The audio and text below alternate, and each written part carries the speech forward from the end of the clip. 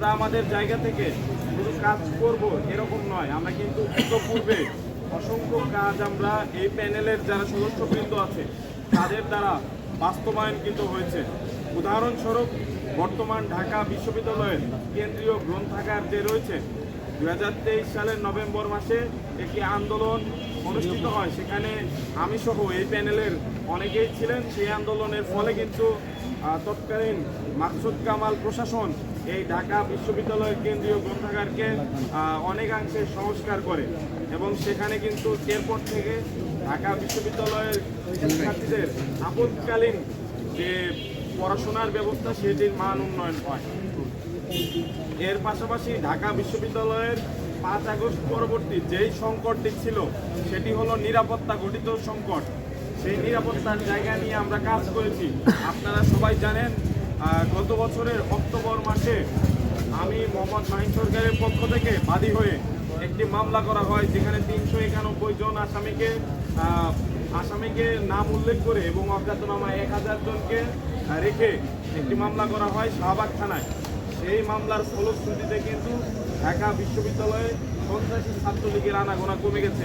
যদিও এটির দায়িত্ব ছিল প্রশাসনের, কিন্তু প্রশাসন একেবারে তাদের যে তালিকা করা সেখান থেকে শুরু করে মামলার প্রক্রিয়া পর্যন্ত যাওয়া পুরোটুকুতে ব্যর্থতার পরিচয় দিয়েছে।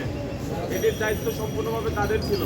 এর পাশাপাশি ঢাকা বিশ্ববিদ্যালয়ে যারা আহত শিক্ষার্থী আছে, এই আহত শিক্ষার্থীদের ব্যক্তিগত উদ্যোগে কিংবা বিভিন্ন ফাউন্ডেশনের সাথে যোগাযোগ করে তাদেরকে আপৎকালীন একটি পাশে দাঁড়ানোর মতো ব্যবস্থা আমরা করে দিয়েছি এবং এখানে আমাদের যিনি আহত শিক্ষার্থী আছেন তিনি নিজে তার সাক্ষ্য।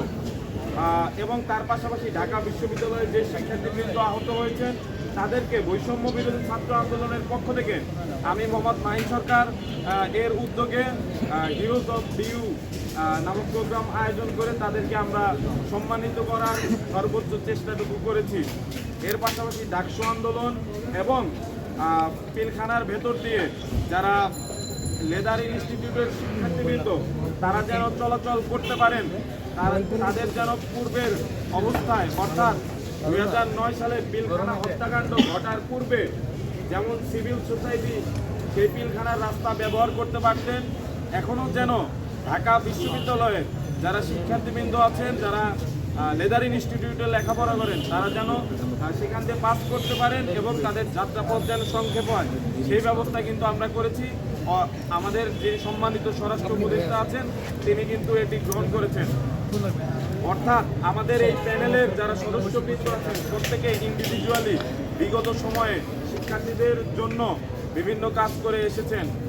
আমরা আমাদের প্যানেলের পক্ষ থেকে বলতে চাই, আমরা যদি নির্বাচিত হতে পারি কোনো অবাস্তব কিংবা অলৌকিক ইশতেহার আমরা দেব না। 1 বছরের জন্য যেগুলো বাস্তবায়নযোগ্য আমরা তার সবগুলো বাস্তবায়ন করে ছাড়বো ইনশাআল্লাহ। আমি এখন আমাদের যিনি এজিএস প্রার্থী ফাতেহা শারমিন